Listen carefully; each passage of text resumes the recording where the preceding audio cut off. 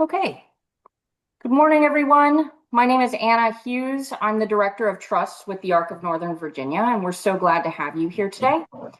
Before we get started, I'd like to go over just a few housekeeping rules or items. This session is being held as a webinar, which means your microphones are muted during the presentation. If you do have questions as we go along, feel free to type them into the Q&A box. It should be on the bottom of your screen. And we'll keep an eye on those and address as many as we can towards the end of today's session. If you do have a question that you'd like to ask aloud, you are welcome to raise your hand. I believe you can hit the button on the bottom of your screen. We'll see that and we can unmute you when the time comes to ask questions. Please note that today's session is being recorded, so we do ask that you keep your questions general in nature to avoid sharing any personal or confidential information. Our recording will be posted onto our YouTube channel later today or early next week for anyone who'd like to revisit the information or share it with others. So with that, I'd like to thank our presenters today. We have Jerry Hulick, founder of the Washington Group Special Care Planning Team. And we also have Ryan Buck, co-founder and financial advisor with the Financial Freedom Advisors.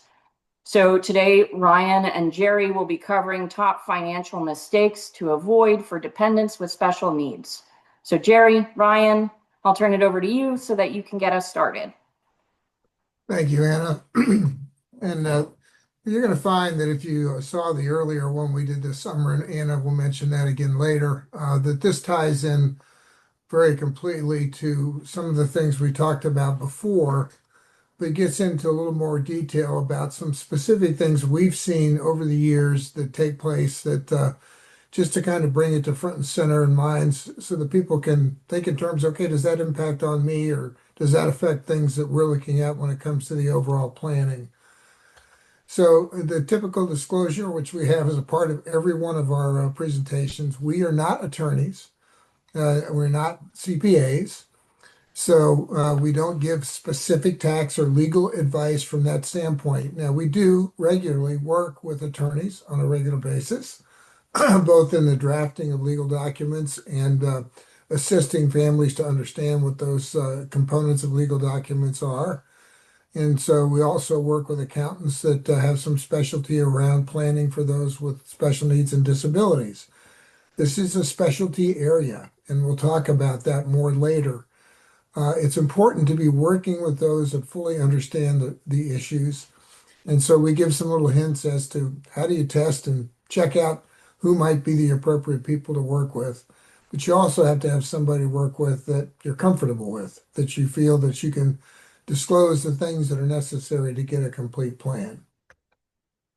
So when we look at things today, I mean, it used to be a very, very commonplace if we went back 20 years or so, where you would disinherit the individual with special needs or disabilities, and everything would be left to siblings or other family members with the understanding that they would take care of the situation. So because so many people with special needs and disabilities rely on government benefits for both food, help, food and shelter, medical care, and all that kind of thing, this is about ultimately building an integrated financial plan with the legal instruments to build a kind of lifestyle, the one that the ARC, uses a life like ours. I mean, it's basically you want to be building something that creates the kind of lifestyle over time with the vision of those that understand the situation as completely as possible. So, and the other thing to keep in mind is the government benefits that we can get. We have entitlement benefits, which are under our Social Security. Occasionally, we'll find states or feds giving some sort of additional incentives or things like that. But the benefits could be through the federal sector, they could be through the state, as we all know, and we can also have a lot of benefits right through the local county that we live in. So the issue is, many times the benefits that are provided for SSI, for instance, are bare bones necessity kinds of things. Nobody could live a lifestyle based on just what they get on SSI because of the limitations. And these days, we see more and more people that are scrutinized by SSI as to the living arrangements, and so they may only get a portion of SSI and not even the full amount because of the living arrangements and the calculations that the Social Security people are doing for eligibility. But we've also had situations where individuals said, "Well, I'm not going to apply for that because we're doing fairly well. I'd rather leave that for someone else." And I basically will constantly say, "Look, this is a benefit for the individual involved.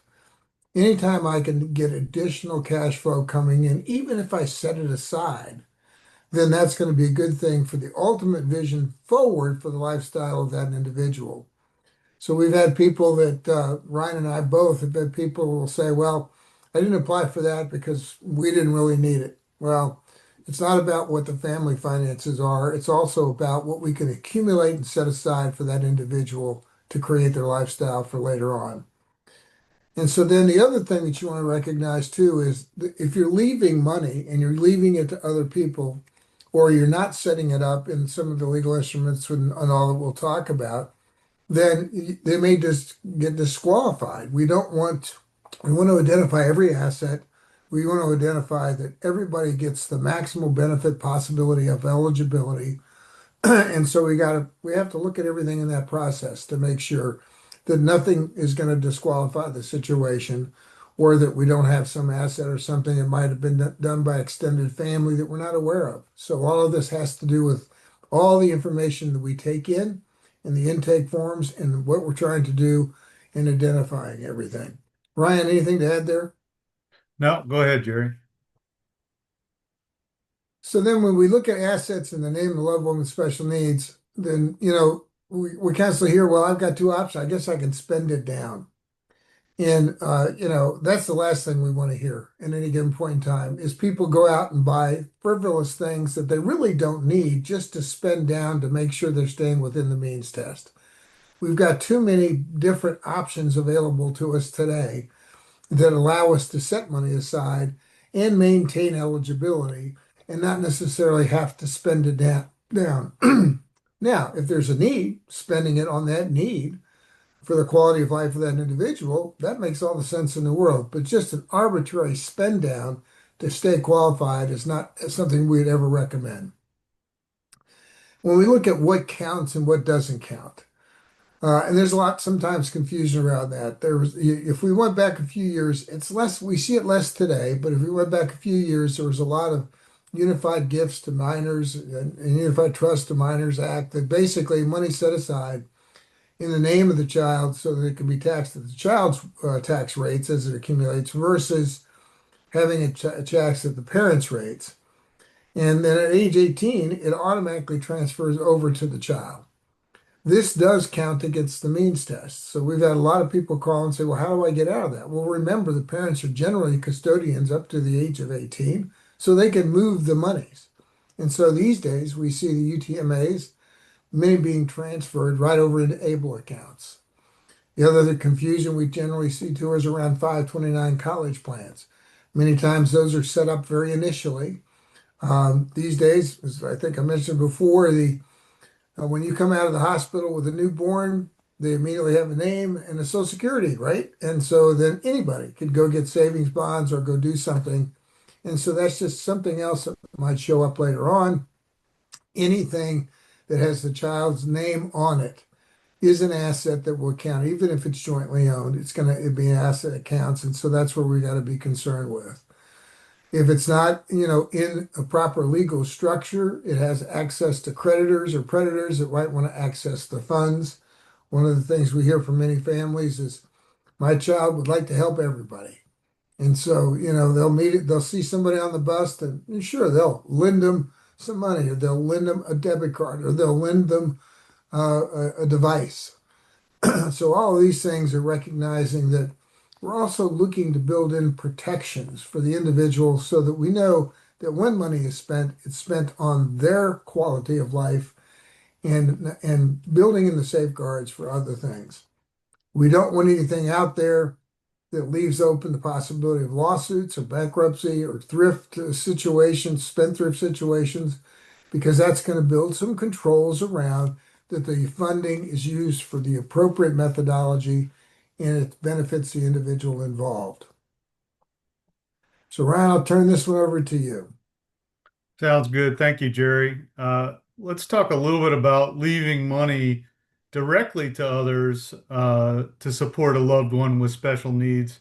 And before I get into this slide, I'll just make a more general comment about planning is so individualized. And one theme I think you'll see throughout this whole presentation is the key is not what others do or what your neighbor did or your friend that is in a similar situation, but really drilling down on the details of what assets you have, what benefits are out there, and how best to position those. And so, this particular slide, again, dealing with leaving money directly to others to support a loved one. What if the individual who was left money to care for someone with special needs dies, gets divorced, sued, maybe goes bankrupt? So the funds left to them to help support a loved one with special needs could be lost forever. So another issue could be lack of accounting. So what if the money is used for other purposes other than the benefit of the individual with special needs? Not everyone makes good financial decisions, whether it's intentionally or unintentionally. And without accountability, there's no way to prove or avoid mismanagement of funds. Go ahead, And Ron. assuming who will be the future caregiver. So we see this a lot. Many times the assumption is the sibling. And another theme you'll see throughout this presentation is sort of communication versus assumption, right? And so I think as we think through things in our minds to do with planning, to do with our children, etc., it's easy to kind of get stuck in that role where it's like, okay, so and so's brother loves them, they're going to take care of them, or so and so's sister. And that kind of touches on that first point there, which is a moral obligation could be thrusted on the sibling. I think of this kind of like in some situations where you may have an aging parent that's maybe in a nursing home and taking care of someone versus the ability to be that person's son or daughter or brother or sister. That's really kind of the key here. And so if the assumed sibling without special needs or family member, another thing to consider is if they get married, would taking care of their relative with special needs interfere in their lives? Would you have an understanding spouse? Are they even willing and able to take on a caregiving role? So again, that communication is key here. Guardianship or other alternatives might be a consideration. So in most states, the law presumes that people over the age of 18 are capable of making their own decisions about what's best for them in their daily lives. So caregivers have to apply for guardianship or conservatorship to maintain legal control over financial and healthcare decisions once a dependent reaches the age of majority. And this can take up to a year in some states. So it's recommended that you start this process early. And there are three different levels of guardianship and conservatorship, or there are different levels of guardianship and conservatorship available depending on the dependent's capabilities and needs. So, Jerry, anything to add there? Well, yeah, I'll tell a couple of kind of anecdotal stories, and I think we're not suggesting. So don't hear this. We're not suggesting one way or the other. We're not suggesting don't use siblings or use siblings. What we're suggesting, what you heard from Ryan, is every situation is unique. So you've got some situations where in the family, the child with special needs, their best friend is their brother or sister, and they've got a relationship that's going to exist and continue, and it's out. Okay. The biggest issue that we find is the lack of communication.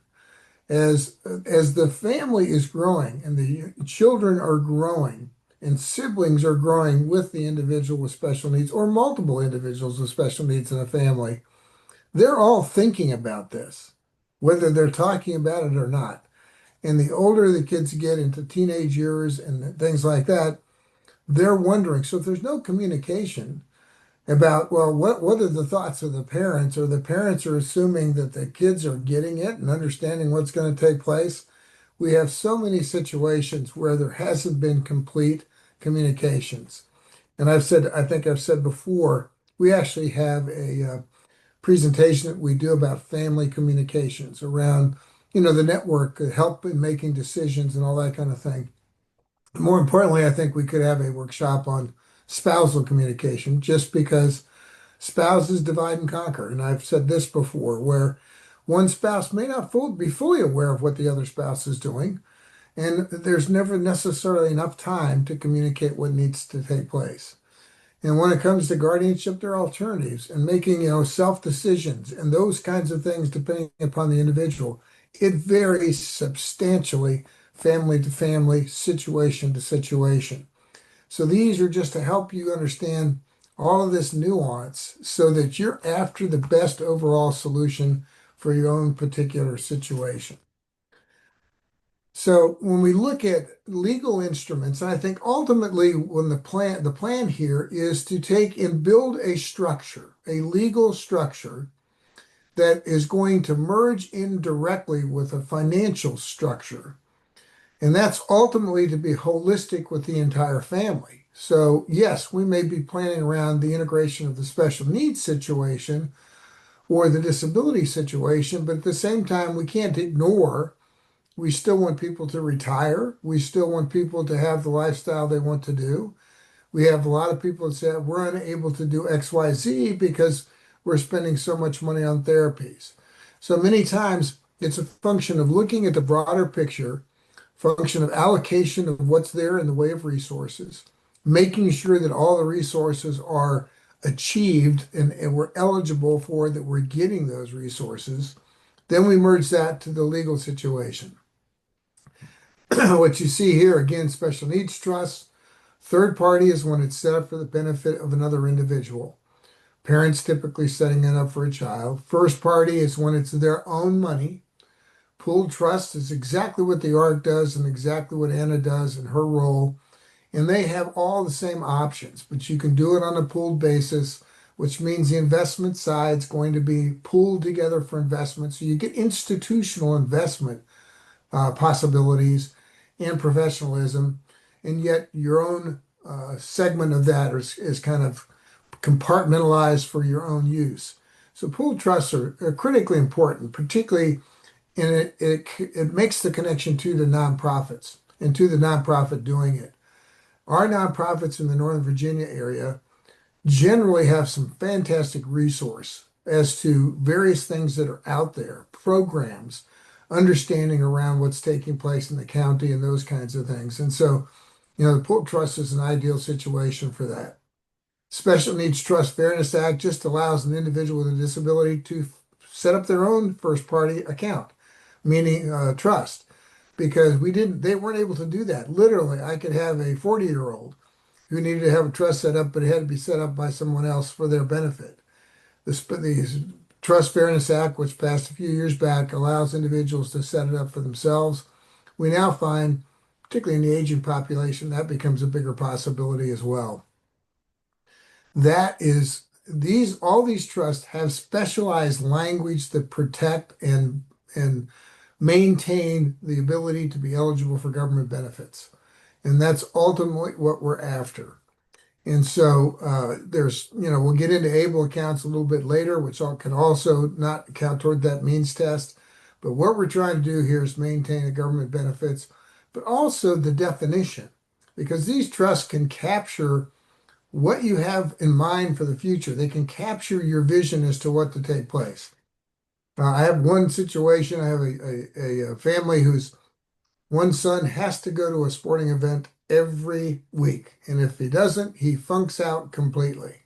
It's actually in their trust document that needs to take place because it was such a high priority that we didn't want it in a letter of intent, which doesn't have any legal backup. They wanted it in the special needs trust because successor trustees or successor guardians or caregivers in the future might not find it as critically important as the parents did for that child. So they want it in the trust. So you can add specific things of direction to these trusts that make it very specific, and then also include that in a letter of intent. And so it's all there to provide basically the direction of what's going to take place, integrate the financial, and also, put any kind of restrictions and protections around what's to take place for the individual involved as well.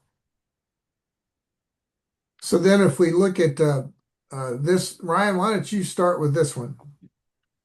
Yeah, my pleasure. So you'll see the title of this, not funding special needs trusts. So Jerry just talked about different types, and let's say you've gotten to the point where, okay, it makes sense to have a special needs trust, and then sometimes people are very eager to fund them right away. So you'll see at the top there, it doesn't need to be funded at the time it's created, but it's useless if it's never funded. And so what we mean by that is now you've got this bucket that's going to have money that's funneled to it likely in the future. It doesn't need to have assets today. But as an example, if you've got a life insurance policy and that's what's going to be funding this special needs trust, you would just need to make sure that the beneficiary designation is listing the trust as its beneficiary, and then it's funded at some later date. And we'll talk a little bit about beneficiary designations, et cetera, as we go on. But that is one kind of top financial mistake not to make is not funding or not pointing your assets to that special needs trust for it to be funded at the right time. I think too, what you find here, and this is a critical piece because people think, okay, I need a special needs trust, and then they're immediately looking to fund it. You can set it up, you can put a non-interest bearing checking account in it, or you can fund it like in a pooled situation. There may be minimums that you got to do to at least open the trust, but it doesn't have to be fully funded. That could come at later times, later dates.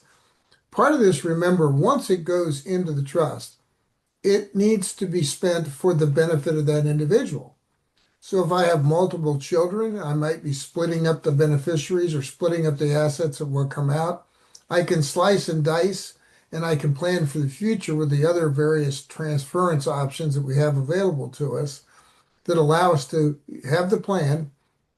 I've had situations recently where I had a life insurance policy that was owned in the trust and not outside of the trust where the beneficiary was the trust. It was owned in the trust. And guess what? Two brothers got into a major fight. One brother was the trustee, would not cooperate with anything the parent of the child, who is set up the trust originally and put his brother in as trustee. They weren't getting along. So we ended up finally having to move the insurance out of the trust because they'd have more children and they had different things in mind. So that just created an encumbrance that we didn't anticipate in the beginning. So a lot of that has to be really vetted out in the process of what goes where and how it's going to take place and what those issues are going to be going forward. So if we look at, the special needs trust area and all that kind of thing, anytime that you want to get a consultation or you want to work in setting up a standalone versus a pooled trust, those discussions need to take place to fully understand what is the best option for you. These are the groups that have the expertise in special needs planning. The Special Needs Alliance is an attorney group. The Special Needs Planners is also the Academy of Special Needs Planners is also an attorney group. And NALA, the Academy of Elder Law Attorneys, they're going to have more of an understanding too around Medicaid and the uses of Medicaid for even the aging population. We strongly encourage that you're working with people that understand this area. One of the things I always say is, know a few questions to ask. And one of the questions I usually say ask of a planner, for instance, a financial planner is, I had a rough IEP today. And if they say, what's an IEP? Then you need to find another planner. If you talk to a special needs attorney and you say, well, how would you integrate ABLE accounts? And they say, well, I don't really understand ABLE that well. Then you need to work with another attorney. So, I mean, just understand they're going to understand the language when you're dealing with a professional that specializes in this area. They're going to understand the integration of the government benefits with the legal instruments and all that kind of thing. We talked about earlier, the fact that SSI comes in and you all may have a rep payee account set up. Well, one of the options with the Able now is SSI can be directly deposited to an Able account, direct deposit. We don't necessarily suggest that as the only option because many people receive it to a rep payee account and reimburse themselves from some of their expenses and then maybe take any excesses to avoid the means test and move those to Able. So that's why every little thing that takes place has ramifications around those decisions. And so we want to make sure that we're doing it. Did I miss a slide? No. So Able accounts, again here, a lot of confusion, I think, around Able accounts because when they first came out in 2014, the Obama administration, that was passed during that time, he passed it. We didn't start to see the accounts being actively used until 2015 and mostly into 2016. But now we're approaching about 10 years, and so we're starting to see the accumulations, and there's a limitation if you're on SSI that you can't put more than $100,000 into it without it suspending your SSI payments. So a lot of people get worried about that aspect, but you can basically put money into an Able account and accumulate it. It accumulates on a tax-free basis. And when you pull money out, there's no tax ramification. You can use it as a spend account. Some people will use it as an accumulation account. Some people will use it more as a spend account because it accumulates on a tax-favored basis. Um, and it basically allows you to accumulate monies for the benefit of that individual for most qualified expenses. And they came out with a list of qualified expenses. Many people were concerned, am I using it right? Am I spending it? Bottom line, if you use that money for the benefit of the individual, directly benefiting that individual, then it's a qualified expense. Because we see that happening now. In the state of Virginia, they're actually allowing the use of Able accounts to pay premiums on life insurance that are going to fund a trust agreement. So it just becomes another way from an accumulation standpoint to integrate the financial issues, get tax-free accumulation. If you've got money necessarily in a special needs trust, depending upon the instruments and those kinds of things, there may be some tax ramifications of the income growth within that trust. But with an Able account, that can accumulates tax-free, doesn't count against it. In Virginia, there's a state tax deduction for each donor of up to $2,000 in any calendar year. You can put up to $19,000 in this current year. That may go up again next year if they increase the gift tax. We can move money from 529 college plans. In the most recent big beautiful bill that we hear about all the time, there was a section about Able with was to be a separate act, but was included in that legislation. So now we're able to continue to do the 529 college plan transfers. There's some confusion around 529s because 529 college plans, if you can change the beneficiary, which is the traditional 529 college plan, if you can change that beneficiary, then it does not count toward the means test. So technically, you could be accumulating money there, incrementally be moving it over to Able. You could use that as another tax-favored accumulation device, 529 college plans, where you can change the beneficiary. Not true for prepaid college plans or some of the Coverdales or some of the older plans. But again, it's all planning to integrate it in ways to set more and more money aside for that individual. The Able account set up for the beneficiary themselves. It's in their name. Usually will come with a debit card so that you've got it as used as a spend account. You can use it as a teaching methodology and allow that individual to have some understanding of how the use of money is. But you can also control the spending of what's taking place and all that kind of thing. Contributions can come from everywhere. And so I've had people use Able accounts to fund some of the legal expense costs or the setting up of their trust work. So all of those kinds of things are legitimate if it's benefiting the individual specifically. There's two groups, the ABLE National Resource Center, you see that link here, and we now have abletoday.org, which is the state treasurer's organization that explains the various different ABLE accounts and gives you comparative tools there as well. So there's really two different resources to go to compare. Anybody that's in the financial field working in this community should have a good understanding around ABLE accounts and how they work as well. So Ryan, anything to add there? Nothing to add there. I think the next piece is kind of the communication piece that we were talking about on the next Well, slide. I'll ask you to answer one thing. If talk about the little bit of the distinction of being able to accumulate money on a tax-free basis versus taxable basis and the impact that that has on the investment. Sure. So there are different tranches and different tax characterizations of pots of money. And so in the traditional world, you would hear non-qualified or a brokerage account. You would hear 401k IRA, which would be like qualified dollars. And then you would hear Roth IRA. And all of those have different tax characterizations. But the advantage to being able to grow money on a tax deferred basis and then distribute it without taxes, which is very similar to the way a Roth works, is highly advantageous. And so, anytime we can exploit some advantage in the planning process for your benefit, for your child's benefit, we would certainly want to take advantage of that. Thank you. So go ahead. So this is the communication piece that we kind of touched on earlier, and not just communication within your immediate family, but your extended family as well. And so many times communicating those plans and means testing and those kinds of things.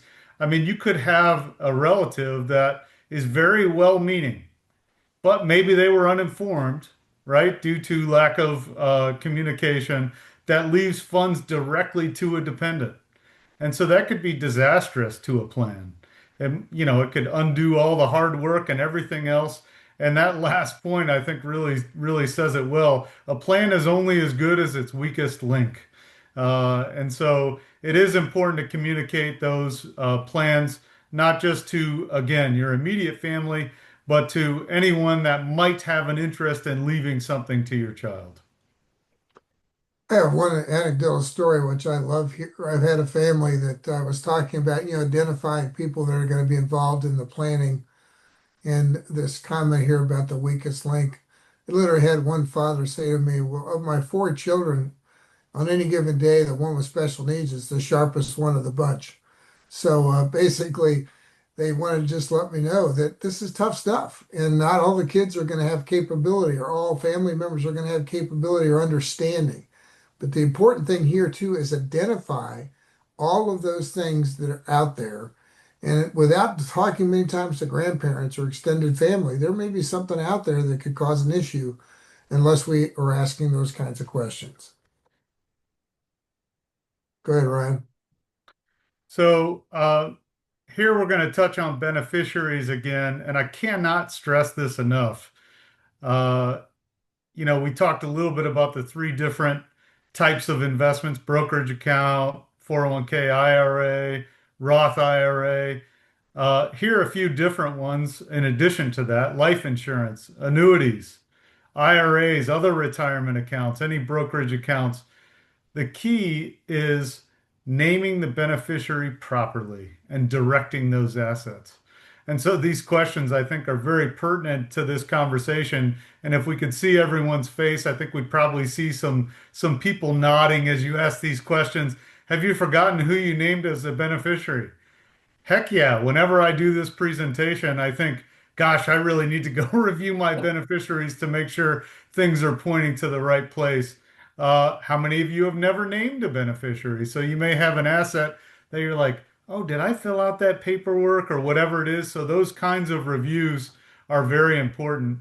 And then, obviously, to the point of this presentation, naming the special needs trust as the beneficiary if applicable. So just understanding where that money's going and making sure that you're keeping up with that plan is critically important.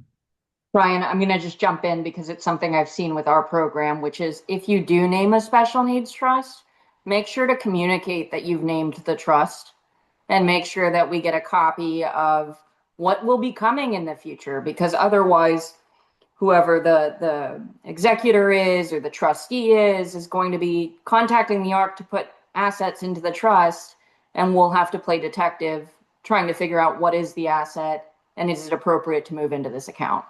So Yeah, just And that's a great point, Anna. And I appreciate you adding that, and I think that goes back to that communication piece, right? So as you build your team, the people in your planning team need to know what the details of that plan are and how it impacts their particular role in executing that plan. So thank you for that. well, and it's a key point to the fact that, okay, if something happens, right, if there is a catastrophic event, somebody passes, car accident, something like that, the mode of the family unit at that point in time is dealing with the emergency situation or dealing with the situation that's just happened that wasn't anticipated.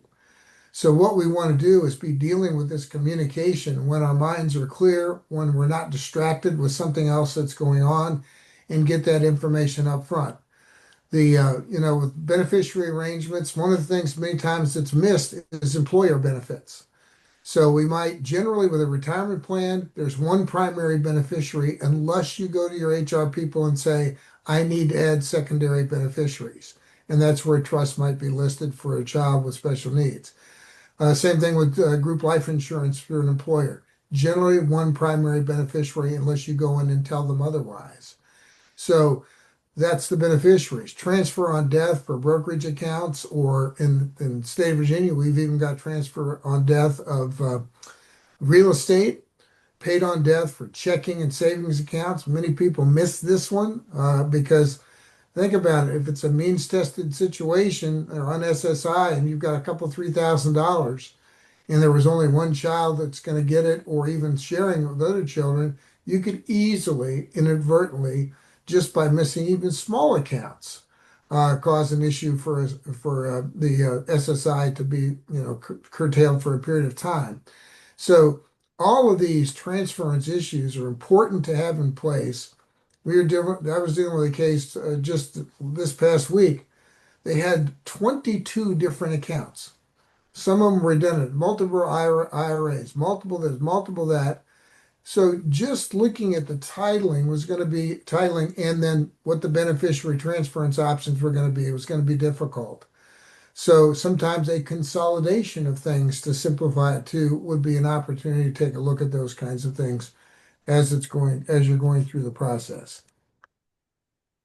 Go ahead, Ryan. Yeah, I think this goes well with the theme of this presentation, right? And my takeaway from this slide is being intentional. And so you'll see here failure to create or keep a will, trust, or current. So, how many of you know what dying intestate means?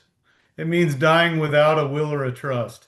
And so you've got a will, even if you didn't create it, the state has it for you. And so, again, going back to that idea of being intentional and understanding how distributions are going to take place based on those 22 accounts that Jerry just talked about that you've got, and understanding where all that's going to go and how you're utilizing transfer on death, payable on death, trusts, wills, all those kinds of things. So it can unintentionally result in money going to a person with special needs. Again, you see that theme there, which could result in the reduction or loss of their government benefits, right? So again, I just go back to that key of a point of being intentional with how money flows. The other point I'll make here too is your legal documents, particularly when it comes to trusts. If you move from one state to another, like you retire and decide you're going to move to a different area, anything like that is going to require at least a review of the documentation to make sure it aligns with the given state rules that you're in.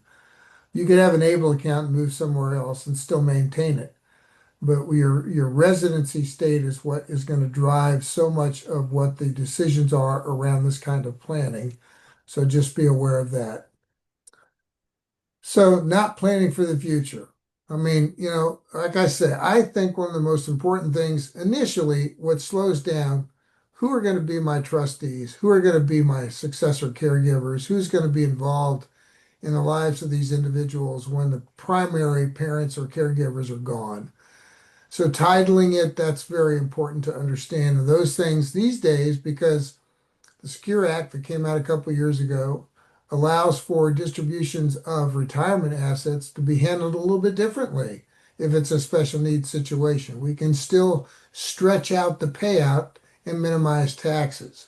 So now we have families looking at the type of asset, whether it be a qualified plan, 401k, ultimately an inherited IRA that may come in versus a brokerage account or life insurance. That's going to impact on maybe how we want the distributions to take place. So getting into that, you need to first know though, what's that legal structure going to look like? Then how do I merge that legal structure for the benefit of the individual, maximizing benefits, maximizing government benefits, and making sure that I'm creating a situation that provides what the vision is for the future. So all of these issues, special needs trust, understanding the successors, the estate planning in and of itself, we all hopefully do estate planning around our estates. But when there's a special needs or disability situation, it's estate planning on steroids because we're having to consider a life beyond. So those are all issues that come into play. Letter of intent is not a legal document, but it is an instructional piece that really provides a lot of information where you can capture everything that's going on from all the people that are involved, likes, dislikes, drugs, prescriptions, all those kinds of favorable doctors. I literally was in a workshop and the young man with special need raised his hand and said, would you please tell my parents that I hate broccoli and I want that in my letter of intent. So that's how specific it could be. And we smile. But if we're really trying to meet the needs of these individuals and they've got capacity, they've got opinions, they've got what they see for themselves going forward. We want to capture that in all these considerations when we integrate the financial with the legal and the quality of life that we're seeking for them. Ryan, anything to add there? No, Jerry, go ahead. So again, I think the first thing in planning is to, we get people that call us who'll say, I was just in this workshop and I think I need this or that.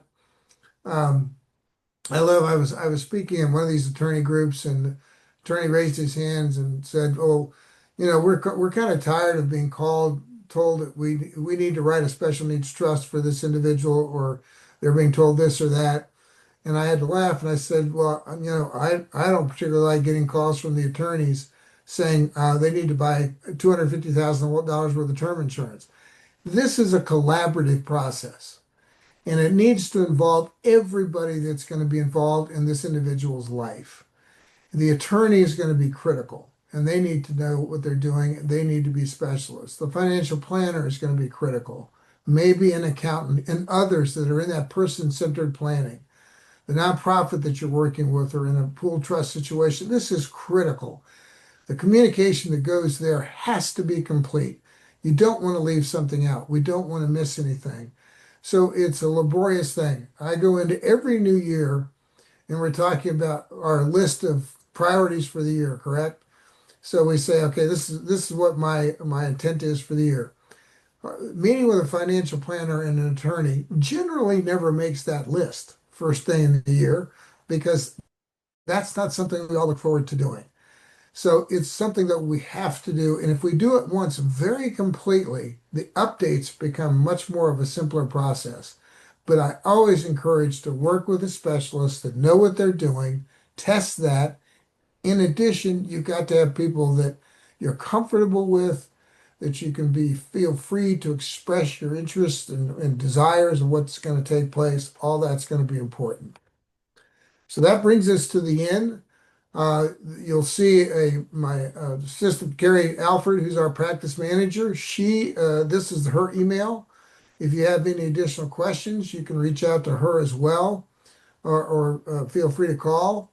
As importantly, Anna is a resource source that we never want to discount. I mean, the ARC of Northern Virginia has extraordinary resources. So that is also a great place to go. You should not ever question. And listen, I'm going to throw this out. I love it when I'm talking to people that are working and they're looking at their open enrollment and they're looking at how they're going to invest in their retirement plan. So, what did you do for resource? Well, I talked to the two or three people that were around me, other employees, and I just did what they did. That's not research. You've got good resources.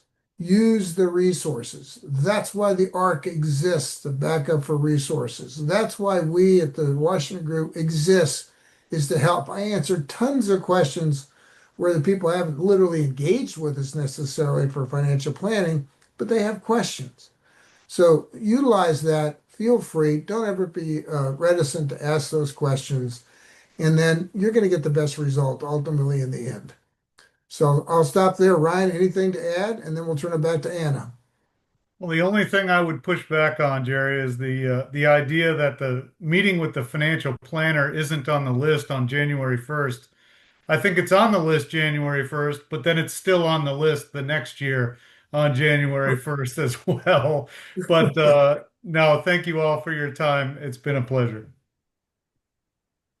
All right. Thank you both for presenting today. It was so helpful to share the information that you talked about. And so we do want to turn over to questions now. And I see that we have about six in the queue. And so what we'll do is I'll read them aloud, and then Jerry, Ryan, feel free to chime in and give some answers. But so the first one we have is ABLE accounts. Does one pick funds to invest in within the ABLE account, like a 529? So I'll speak primarily to Virginia's. Most of the able accounts, and Virginia is included, have two parts, and one is basic guarantees. So it's like in a bank account where it's getting an interest rate, and then they'll have a series of investment funds. And you can choose, generally, most of them will have a model, like they'll have a conservative approach, a moderate approach, and a more aggressive approach, depending upon the situation and the risk propensity of the individuals involved. You can move money back and forth. So you could have everything in the investment side and then decide I'm gonna move over, $1,000 into the spend side. Comes generally with a debit card. So you've got some real flexibilities there. Sometimes we'll get calls. People will say, based on everything we're integrating, do you have any advice around the specific ABLE? ABLE in Virginia has two accounts. One is ABLE Now, and that has the investment side as well as a guaranteed side. That comes with the debit card. That you just go online and directly enroll yourself. Then they also have Able America, which is more of and the other one, the original one, Able Now, is the underlying investments are with Vanguard. So you choose your portfolio from that. On the the Able America, that is American funds, and they have investment possibilities that you can go there. That does not come with a debit card, so many times people will just use that as an accumulation device, giving them the tax-free accumulation. So all of them do have possibilities for investments. If you're not spending the money down on a constant basis, then yeah, you probably want to get more active in more of an investment type possibility. And just to along those same lines, the longer term money could be invested, but obviously, depending on how you're using it, you would want those shorter term dollars in the cash equivalent uh, situation, because if there's a downturn in the market in the short term, you wouldn't want to then be taking out those losses.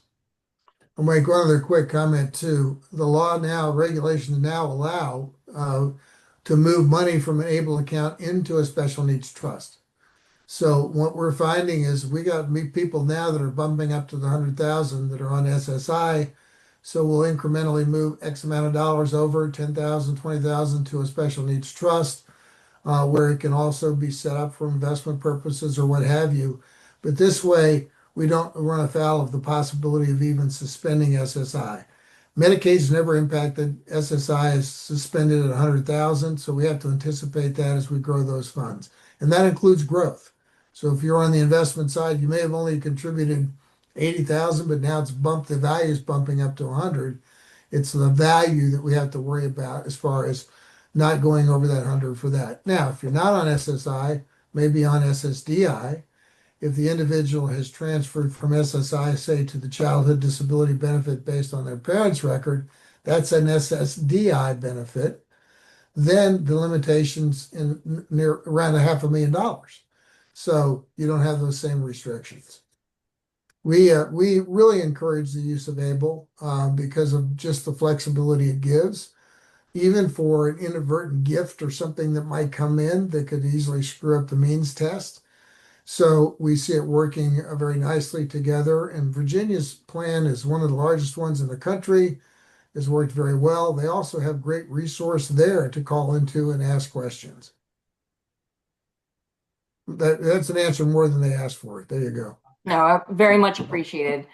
So many of the questions that we have are actually tied to ABLE. The next one is, so a max of $100,000 contribution to ABLE before it affects SSI, but the tax-free interest does not affect SSI. Is that a lifetime 100,000 lifetime max?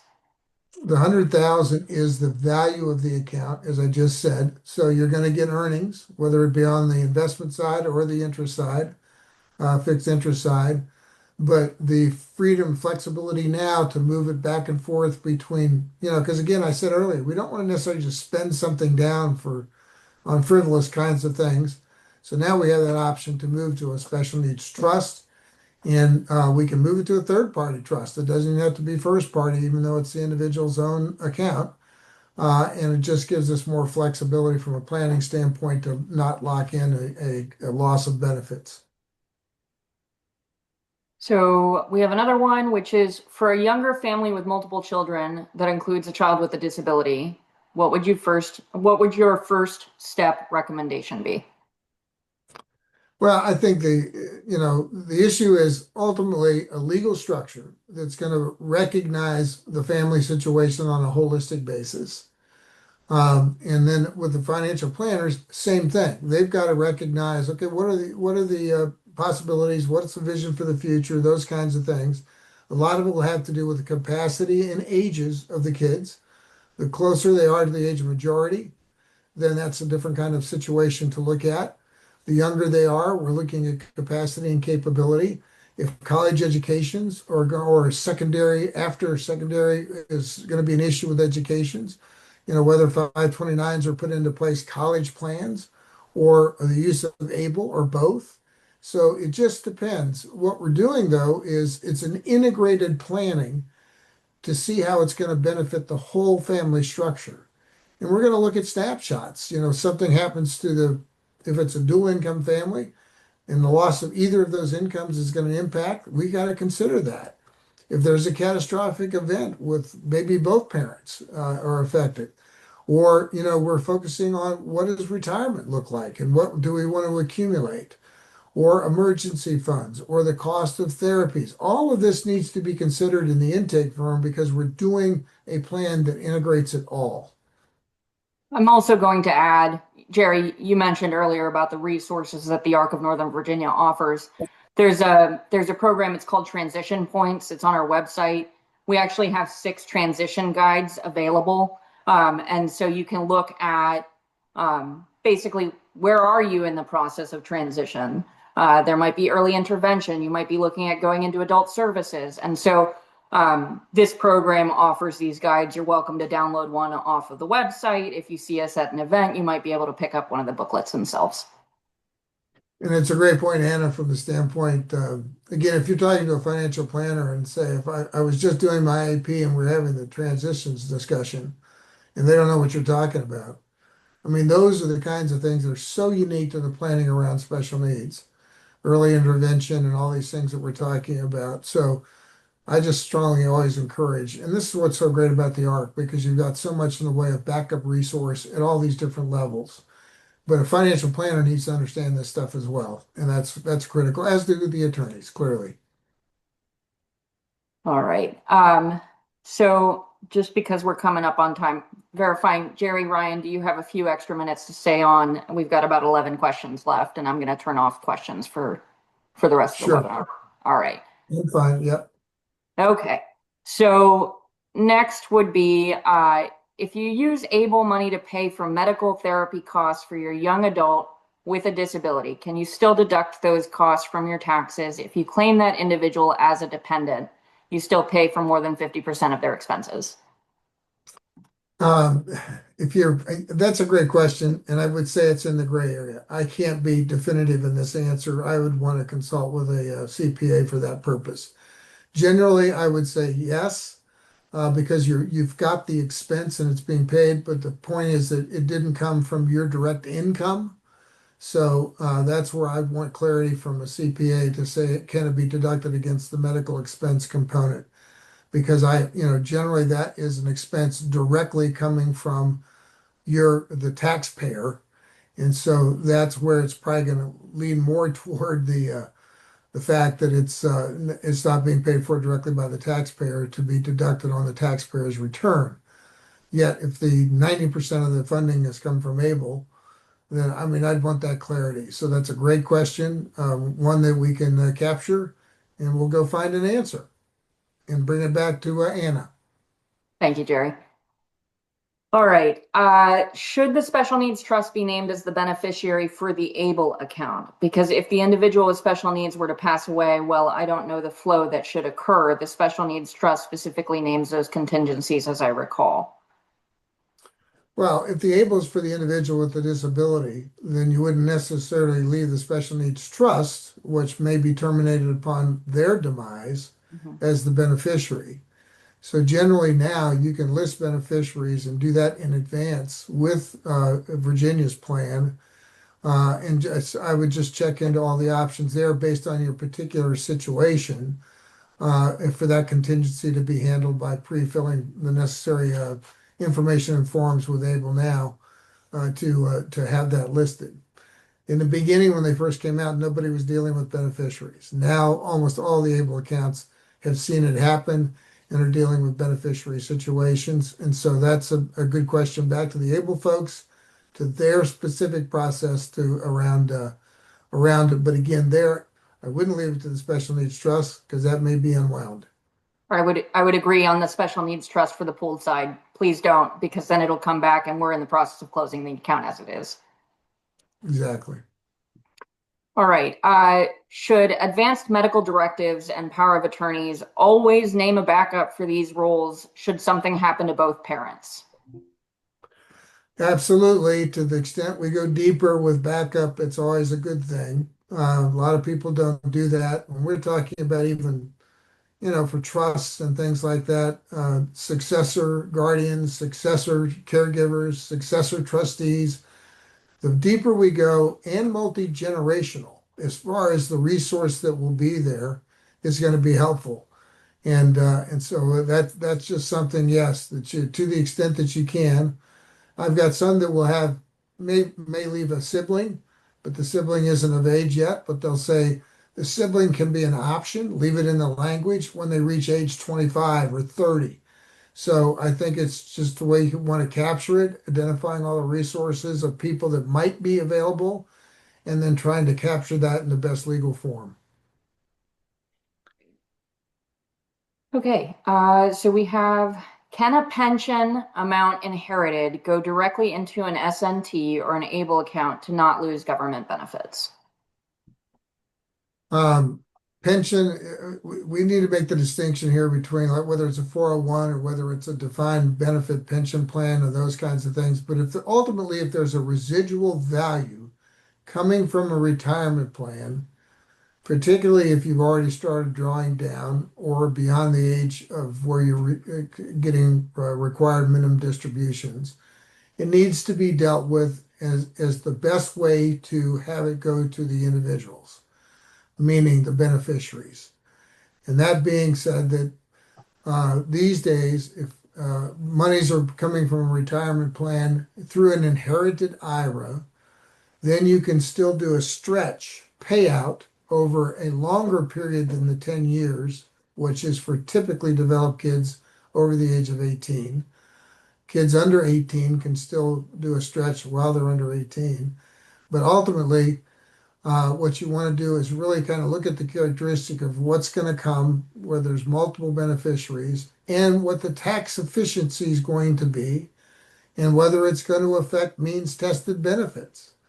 Because if the person is transferred on to SSDI that's no longer means tested, it may be more tax efficient to not have it go to a special needs trust, but be paid outside of a trust because the tax rates might be less for that individual outside of the trust. So I'm trying to answer it specifically as possible to a question that generically is impacting retirement plans, but it really comes down to the type of retirement plan, what the custodian for the retirement plan is going to expect and need in the way of documentation, what they can do. Generally, that's going to vary a little bit, but that needs to be checked on. And then, where's the best place to go from a distribution standpoint? When is that distribution taking place? And whether or not it's inside or outside the trust really impacts tax efficiency, the needs of the individual, and the best way to set it up at the time. I just want to add, Jerry, speaking to the ABLE, because that was part of the question was, can they direct it to an ABLE? I would say just be mindful of everything Jerry just shared. But in addition to that, the annual contribution limits. Correct. And that's the one downside of ABLE.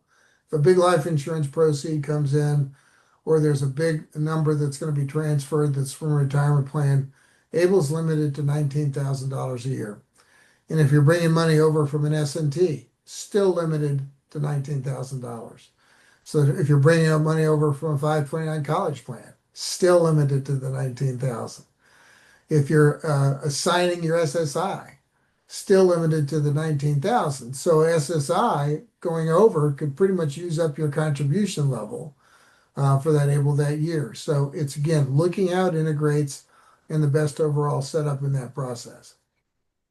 And you just spoke to the next question, actually, which is, can an individual that is receiving SSI and works part-time put money into the ABLE account? And if you could talk a little bit about the work contributions with ABLE, I think that's what we would want to answer with. Work contributions can come from the individual up to $10,060. That's going to be ratcheted also. So we're going to see these numbers go up January 1. And it's, they can up to $10,060 and or as much as they make. So they could basically put their entire check over there if they were making like $500 a month or something like that. Again, that's in addition to the 19,000.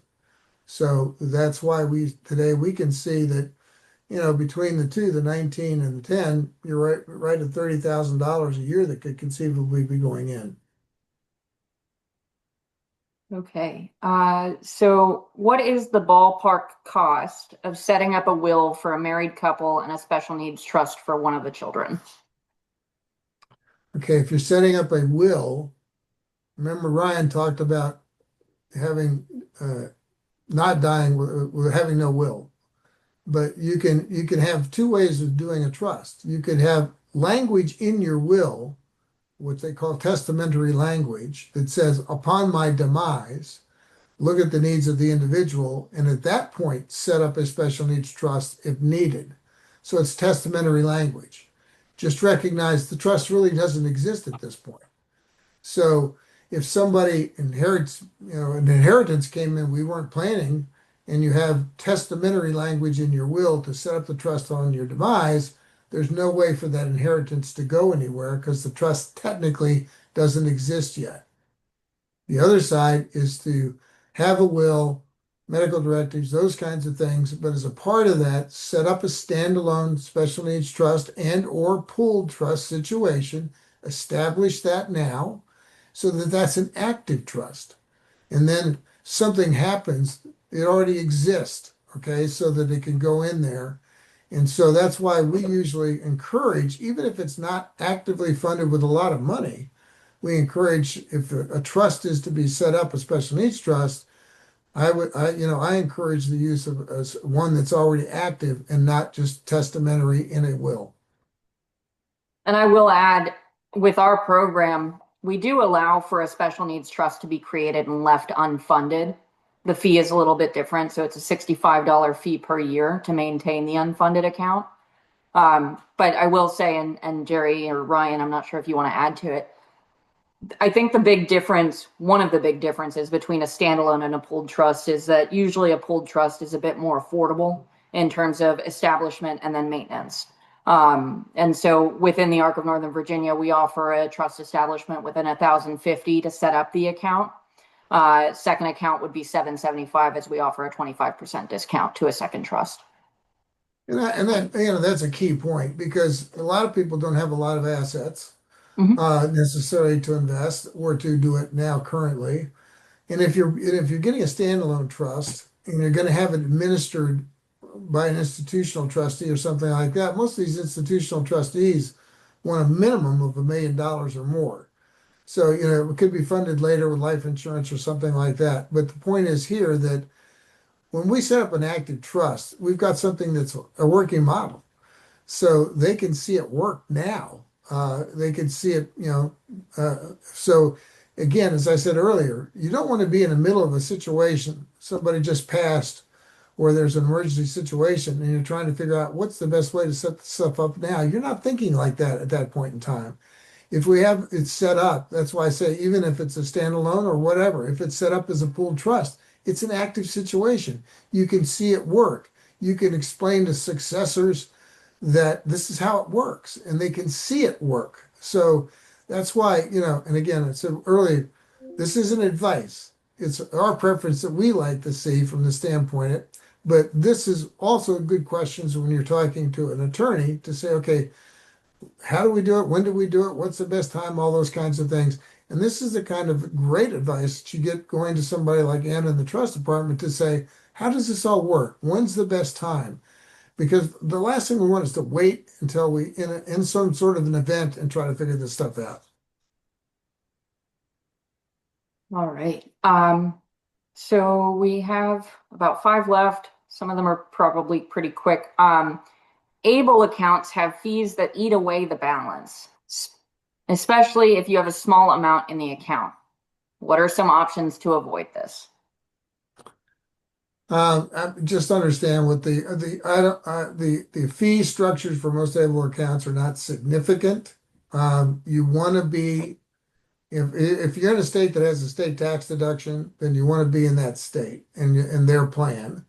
If you're and the other consideration is do they have Medicaid payback? Virginia does not have Medicaid payback. Neither does Maryland. So those are two good situations there. So I get that. Just remember you've got tax-free growth. That's a big factor. If you're only going to minimally fund it and you're not going to be using it, then that is going to cost over time because the fees are going to come out. But look at what the fees are and see, look at that transaction because clearly if you just open it and don't put any money into it, then over a period of time, it will take the fees and you won't have anything. So it's more, how you plan to use it. Ryan, you have something to add? Yeah, I would say I think generally the annual fees are usually somewhere in the $35 a year range. And so that would sort of be that static fee. Any other fees are the cost of the underlying investments, which the funds inside those plans and options are also fairly, I don't want to say insignificant, but if you look at it compared to outside actively managed platforms and those kinds of things, you might see like 50 basis points for a fund or something like that. That's more on a percentage basis, which wouldn't be affected by the amount that's in there just as a percentage of invested Right. assets. So, And to just kind of add to that, I mean, it's like you're going to see a net return after the fees when you're looking at your account. And so that's not going to have as much of an effect, as Ryan says, on the fee side of the investments. It's the annual fee. And the fees range in plans. Some of them are as low as 35 up to about 60 nationwide, depending upon the plan. But off the top of my head, I can't remember now. I think maybe Virginia's 50. I'm not sure, but that's something you can easily see online with Able Now. Okay.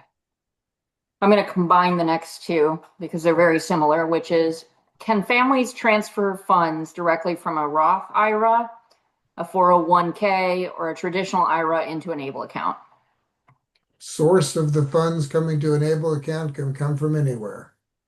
Again, I think it's just the contribution limit and look into it, make sure it makes sense. So, Absolutely. I mean, yeah, and I mean, able is going to be after tax dollars, right? So you're not going to come directly from a traditional IRA or a 401k. It would have to come out of that plan, taxes dealt with, and then go into the able account.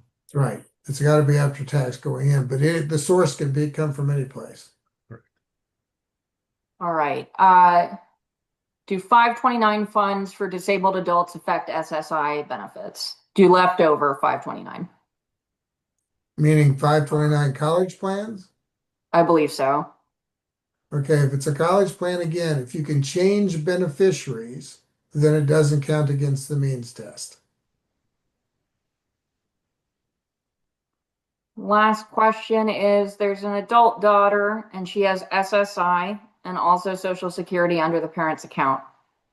Does partly being under the parent's account adversely affect daughter's benefits? Okay, I don't know that I fully understand the question. You can be getting both benefits. Um, SSI, generally, if you get any portion of SSI, you're on potentially Medicaid as well. Um, Even when your childhood disability benefit based on the parent's record is large enough to offset the SSI, there are still doors of entry that you can get and maintain Medicaid under certain sections of the code. So I can't if there's more specific question, feel free to send an email or whatever. If that doesn't answer the question, but generally you could have both. And if you're on a parent's childhood disability benefit, and you're getting it through the parent's earnings. After 2 years, you're also going to qualify for Medicare. We have people that are on their parents' health plan, on Medicare, on Medicaid, and for that matter, may even be getting VA benefits. And it's not necessarily affected one way or the other by the particular government benefit that you're on. But that's a generic answer to what might be a more specific question. So feel free to send us an email. All right. So it is just about 11:15. We've gotten through all of the questions that we allotted the time for. But I just wanted to take a moment and thank you both, Jerry, Ryan. Really appreciate you taking your time out of the day to provide such informative information and insightful considerations for family in the future. Very good. Thank you. We always enjoy this. Our pleasure. Thank you. All right. Take care, everyone.